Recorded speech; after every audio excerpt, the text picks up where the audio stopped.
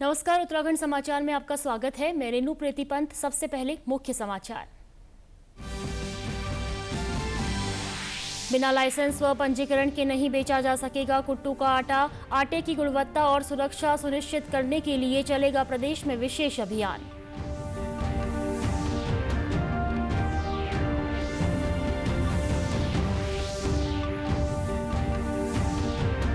चमोली जिला प्रशासन की टीम ने थराली आपदा प्रभावित क्षेत्रों का किया निरीक्षण। ग्रामीणों के साथ बैठक कर समस्याओं का किया आकलन।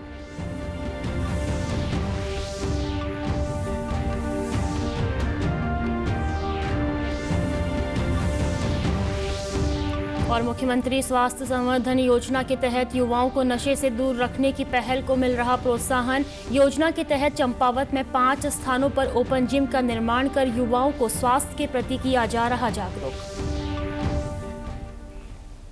अब समाचार विस्तार से। नवरात्र के दौरान उपवास में इस्तेमाल होने वाले कुट्टू के आटे को अब बिना लाइसेंस और पंजीकरण के नहीं बेचा जा सकेगा। इसके लिए एसओपी जारी कर दी गई है। खाद्य सुरक्षा एवं औषधि प्रशासन इसे लेकर सतर्क हो गया है। विभाग की ओर से प्रदेश भर में कुट्टू के आटे की गुणवत्ता और सुरक्षा सुनिश्चित करने के लिए विशेष अभियान चलाया जाएगा। स्वास्थ्य मंत्री डॉक्टर धन सिंह रावत ने कहा है कि कुट्टू का आटा केवल पैकिंग में ही बेचा जाएगा ताकि उपभोक्ताओं को सुरक्षित व मानक के अनुरूप उत्पाद मिल सके। नियमों की अवहेलना करने वालों के खिलाफ सख्त दंडात्मक कार्रवाई की जाएगी। अब नवरात्र शुरू होने वाले हैं और अक्सर आपने देखा होगा कि लोग जब व्रत लेते हैं तो कुट्टू के आटे में कई बार बड़ी शिकायत आती थी कि लोग एक्सपायर डेट का बेच लेते हैं। कई जो है मोहल्ले के मोहल्ले जो है इसमें बीमार हो जाते थे। इस बार मैंने सख्त निर्देश दिए हैं कि बिना परमिशन के कोई भी चाहे फुटकर विक्रेता हो चाहे थोक विक्रेता हो, पहले उसको जो है जिला प्रशासन से परमिशन लेनी होगी, उसका सैंपल दिखाना होगा और तब जाके वो बेचेगा। और अगर कहीं भी गड़बड़ पाई गई तो सीधे उसका जो है जो दुकान है उसको निरस्त किया जाएगा। चमोली जिला प्रशासन की टीम ने थराली के आपदा प्रभावित क्षेत्रों का निरीक्षण किया है। अधिकारियों की टीम के द्वारा ग्राम गुमुड़ में 22 किलोमीटर पैदल दूरी तय कर ग्रामीणों के साथ बैठक की।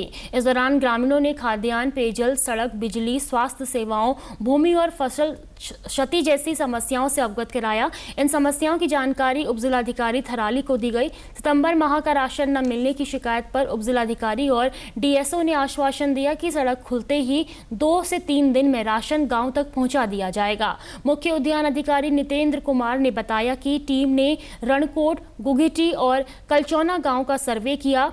इस दौरान ग्रामीणों ने अत्यधिक बिजली कटौती की समस्या भी बताई, जिस पर बिजली विभाग के एसडीओ से अधिकारियों की टीम ने वार्ता कर त्वरित समाधान कराया।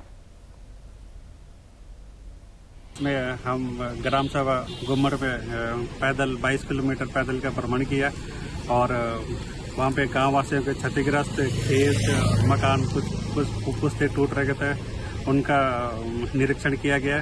इसके उपरांत एक वृद्ध महिला जो 2-3 दिन से बीमार थी, वहाँ आपदा कंट्रोल रूम उनको फ़ोन करके हेली सेवा व्यवस्था कराने के लिए कहा गया है। और गाँव वासियों द्वारा बिजली की समस्या बताई गई थी कि बिजली की कटिंग बहुत ज़्यादा हो रही, तो यहाँ एसडीओ थराली से वार्तालाप करके बिजली की समस्या के समाधान त्वरित करवाया गया। खाद्यान्न की समस्या सितंबर की राशन नहीं पहुंची थी, तो उप जिलाधिकारी महोदय से वार्तालाप करके हमने तुरंत खाद्यान्न व्यवस्था उपलब्ध करवाने के लिए आग्रह किया गया उनसे, और उन्होंने बोला कि 2-3 दिन में हम खच्चरों द्वारा राशन पहुंचा दिए जाएंगे।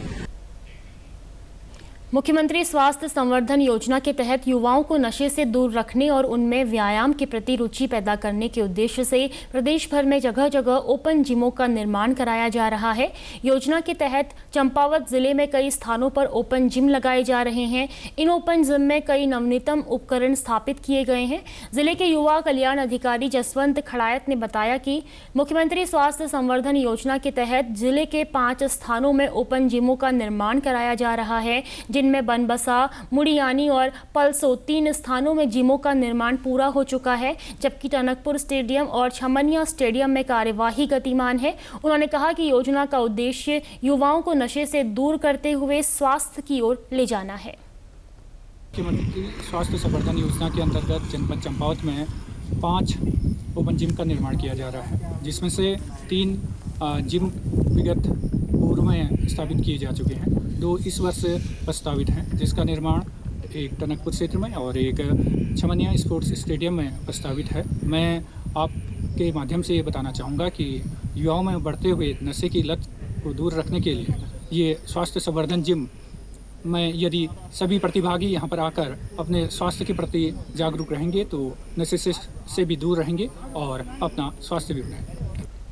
जिले के राजकीय उच्च माध्यमिक विद्यालय पलसो के प्रभारी प्रधानाचार्य BS रावत ने बताया कि योजना से उनके विद्यालय प्रांगण में भी क्षेत्र के लिए ओपन जिम तैयार किया गया है, जिससे उनके बच्चों को तो लाभ मिल ही रहा है। इसके साथ ही स्थानीय युवा जो सेना, पुलिस आदि शारीरिक परीक्षा की तैयारी कर रहे हैं, वह भी लाभान्वित हो रहे हैं। राजकीय उच्चतर माध्यमिक विद्यालय पलसो है और इस ग्रामीण क्षेत्र में टेरिटोरियल क्षेत्र में जो इस ओपन जिम का मुख्यमंत्री संवर्धक योजना के अंतर्गत निर्माण हुआ है, इससे लोगों को बहुत ज़्यादा फायदा हुआ है। हमारे बच्चे भी इससे स्वास्थ्यवर्धक फ़ायदा उठा रहे हैं और जो फौज में जाते हैं, एयरफोर्स में जा रहे हैं, नेवी में जा रहे हैं, वो काफ़ी यहाँ अपनी प्रैक्टिस तैयार करते हैं और क्षेत्र के लोग भी काफ़ी अपना स्वास्थ्य संबंधी से लाभ उठा रहे हैं। वहीं स्थानीय निवासी ईश्वरी दत्त जोशी का कहना है कि इस योजना के कारण जिन लोगों का नशे की ओर झुकाव था, वह अब बेहतर स्वास्थ्य की ओर कदम बढ़ा रहे हैं। यहाँ मुख्य द्वारा जो जिम लगाई गई है उसमें बच्चों का फ़ायदा हो रहा है। इसमें 3 गांव के बच्चे आ रहे हैं सुबह शाम, और जो बच्चे नशा मुक्ति वाले हैं उनका भी रुझान बदल गया है, इसलिए ये जिम लगाए हुए यहाँ फ़ायदा हो रखा है। सोबन सिंह जीना विश्वविद्यालय परिसर बागेश्वर में हिंदी दिवस के अवसर पर विशेष कार्यक्रम का आयोजन किया गया। इस अवसर पर परिसर के छात्रों और शिक्षकों ने हिंदी भाषा की महत्ता पर प्रकाश डालते हुए विविध सांस्कृतिक और साहित्यिक गतिविधियों में भाग लिया। कार्यक्रम का शुभारंभ दीप प्रज्वलन और सरस्वती वंदना के साथ हुआ। इसके बाद छात्रों ने कविता पाठ, निबंध व भाषण प्रतियोगिता में भाग लिया। छात्रों ने हिंदी साहित्य के महत्व और उसकी प्रासंगिकता पर अपने विचार प्रस्तुत किए। कार्यक्रम के अंत में विजयी प्रतिभागियों को सम्मानित किया गया। पूरे आयोजन में छात्रों और शिक्षकों ने उत्साहपूर्वक भागीदारी की। हिंदी विभागाध्यक्ष डॉक्टर नेहा भाकुनी ने हिंदी दिवस की शुभकामनाएं देते हुए कहा कि हिंदी केवल हमारी मातृभाषा ही नहीं बल्कि हमारी सांस्कृतिक पहचान भी है। उन्होंने कहा कि आज हिंदी का प्रभाव न सिर्फ भारत में बल्कि विदेशों में भी देखा जा सकता है। उन्होंने युवाओं से आह्वान किया कि वे हिंदी भाषा का अधिक से अधिक प्रयोग करें और इसके संवर्धन में अपनी भूमिका निभाएं। हिंदी हमारी बहुभाषी भाषा है। हमारा उत्तराखंड कुमाऊनी क्षेत्र होने के साथ साथ ज़्यादातर लोगों में हिंदी भाषा का प्रयोग यहाँ पे किया जाता है। कुमाऊनी भी हमारे ग्रामीण क्षेत्रों में, हमारे शहरों में बोली जाती है, जो कि एक अपना लगाव महसूस करती है। हिंदी हमारी अपनी भारत की मातृभाषा के रूप में है और जिसका विकास और संभावनाएं बहुत अधिक है। हमारे प्रवासी साहित्यकार बहुत सारे ऐसे हैं जो विदेशों में जाकर क्या है कार्यरत हैं, अध्ययनरत हैं, और हमारे JNU बड़े बड़े संस्थानों में भी विदेशी कुछ छात्र छात्राएं आकर हिंदी का पठन पाठन कर रहे हैं। हिंदी दिवस के इस कार्यक्रम में विद्यार्थियों ने काफ़ी बढ़ चढ़कर भाग लिया। विद्यार्थियों ने कहा कि हिंदी हमारी मातृभाषा के साथ ही सामाजिक और व्यवहारिक भाषा भी है। हिंदी के बिना हमारा सामाजिक संवाद अधूरा है। अगर हम हिंदी दिवस की बात करें तो पूरे भारत में हिंदी को एक राजभाषा के रूप में मान्यता मिली है, लेकिन हिंदी सिर्फ एक राजभाषा तक सीमित नहीं है।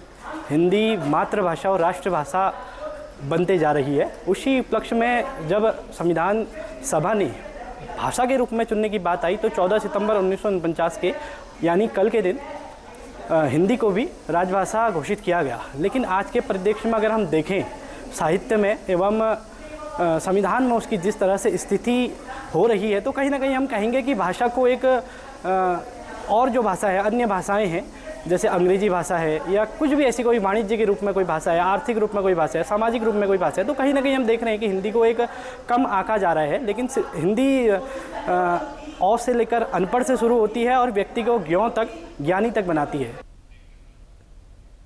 इसी के साथ अभी तक के समाचार समाप्त हुए। दूरदर्शन समाचारों से जुड़े रहें। मिलते हैं फिर शाम 6:30 बजे के बुलेटिन में। नमस्कार।